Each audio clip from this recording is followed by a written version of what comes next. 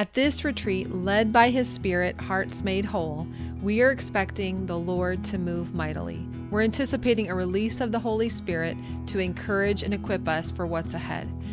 This October, our women's retreat falls during the Feast of Tabernacles and at the beginning of a Jubilee year.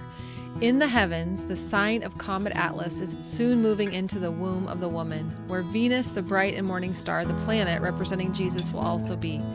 These aren't just random events.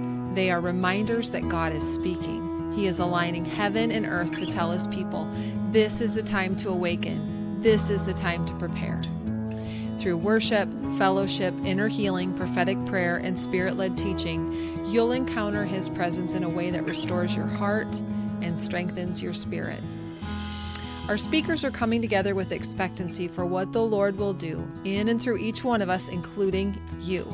Space is limited, so reserve your spot now by registering.